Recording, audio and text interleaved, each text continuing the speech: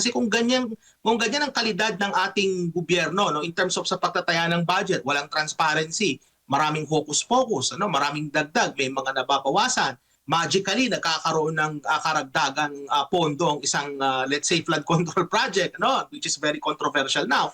So that sends a really bad signal, Jade, to the international community. O, bago tayo dumako doon sa utang, Doc, para lang maintindihan ng ating mga kababayan, ang ehekutibo o yung mga departamento, sila lamang yung nagpo-propose sa Kamara para patungkol sa Yes, budget. At the yes. same time, sila ang tagapagpatupad. O, kaya nga, Yes. ngayon, ito yung deliberasyon ng budget. Kailangan maging maisabatas ito para pagdating ng susunod na taon ay ang departamento, ang nasa ehekutibo, ang nagpapatupad na kung ano yung napagkasunduan, di ba?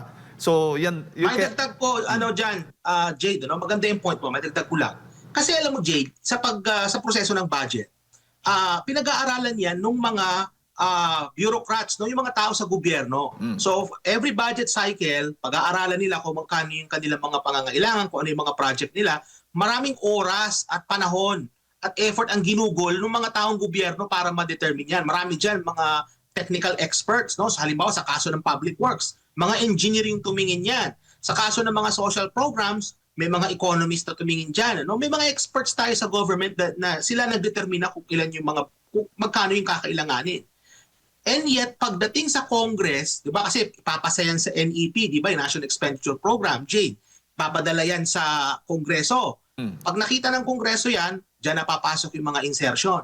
Ibig sabihin, yung ilang oras at panahon na ginugol ng ating mga public servant, na marami naman dyan, Jade, mga matitino at maayos na mga kababayan natin, na mga nagtatrabaho sa gobyerno. Ang daming oras ang ginugol nila dyan, and yet pagdating sa Kongreso, yung iba doon mababaliwala kasi dadagdagan nila, babawasan sa iba. Napakalaking insulto niyan, Jade, doon sa ating mga public servants, ano yung talagang mga manggagawa natin sa gobyerno.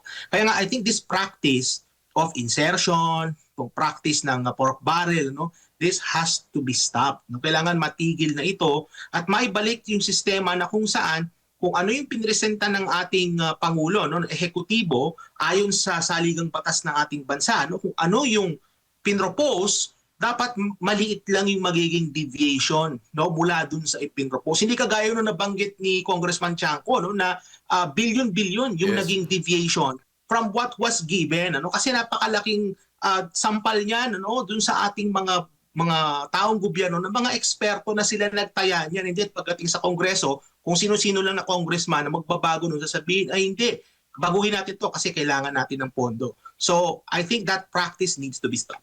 Opo, kasi nga, after ng budget deliberations dyan sa Kamara, dadaan pa sa BICAM, tapos may small committee pa. Yung nabanggit ni Congressman Tiangco, doon sa small committee, ang laki ng idinagdag, di ba? Sa halimbawa ngayon, sa isang distrito, from 1 or 2 billion, naging 20 billion na mahigit yung naidagdag doon sa pondo na isang distrito. Alam mo yung BICAM na yan, yan nasa batas yan. Ano? Pero yung sa small committee, I think kung meron tayong mga lawyers, Jade, no? Baka pwedeng i-raise yan sa Supreme Court as to the illegality nung pagtataya ng budget through a small committee. Kasi ang sinasabi ng ating saligang batas, kumbaga may BICAM eh. So kumbaga, pag i-deliberate yan ng House, i-deliberate ng Senate yan, i-reconcile yan sa BICAM. Kasi ang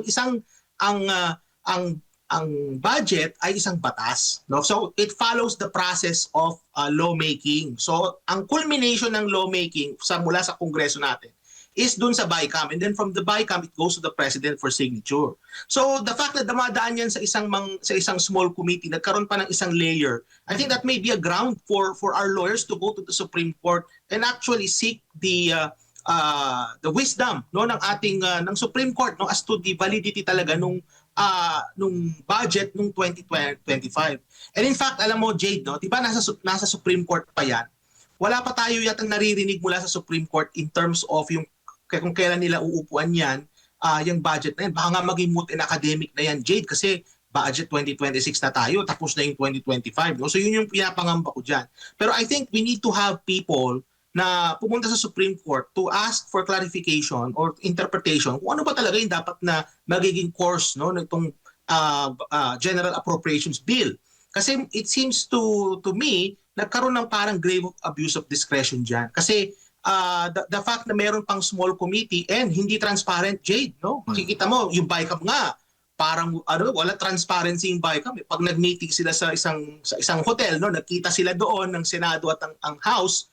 After that, wala ka nang maririnig. After that, makikita mo na lang yung General Appropriations Bill and then that's it. No? Hindi mo man lang alam kung ano yung kung sino yung nag-propose ng magkaroon ng magdadagdag o saan babawasan.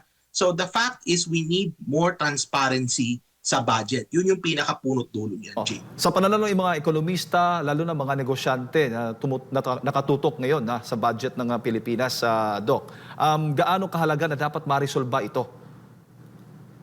Hindi maganda kasi hindi maganda yung dating, no, sa mga foreign investor, hindi maganda yung dating niyan sa international community kasi kung ganyan ang kalidad ng ating gobyerno, no, in terms of sa pagtataya ng budget, walang transparency, maraming hocus-pocus, maraming dagdag, may mga nababawasan. Magically nagkakaroon ng karagdagang pondo ang isang let's say flood control project, which is very controversial now. So that sends a really bad signal, Jade, to the international community in terms of yung sa kalidad ng gobyerno na meron tayo sa kasalukuyan. Sa totoo lang, to be fair naman din po sa ating mga mambabatas, medyo malayo-layo na rin naman yung naging improvement, Jade. No? Kung nung araw wala namang YouTube, wala namang mga social media. So ang nalalaman lang natin yung in terms of sa deliberation ng budgets through traditional media. Ngayon meron ng mga nagla-live stream, no, may mga social media na, so mas nagiging transparent na yung sistema. Kaya lang in spite of the advances in communication, in technology, nagawan pa rin ng paraan ng ating mga magagaling na mambabatas, no, na to circumvent that by having this kinds of small committee. So nagawa pa rin nila 'yon, Kaya nga ang appeal ko sa ating mga mambabatas, kasi kinakailangan po talaga maging transparent tayo. Moving forward, abolish yun yung small committee. Moving forward, yung BICAM, i-live stream nyo rin yung BICAM. Kinakailangan niya kasi that is still part of the process. I-live stream po natin yung BICAM para makita po ng taong bayan at ng international community on how good we are in terms of our government. Kasi kung ang goal nyo po talaga i-improve, pagandahin yung kalidad, itaas yung antas ng kalidad ng ating gobyerno, kinakailangan po ay maging transparent tayo sa ating mga ginagawa. We've made a lot of improvements over the decades, which is a good thing. Pero itong ganitong klaseng nangyayari ngayon, this is a stain in our report. Kailangan magkaroon ito ng reforma, kailangan magkaroon tayo ng transparency para sa magandang imahe ng ating bansa sa international community.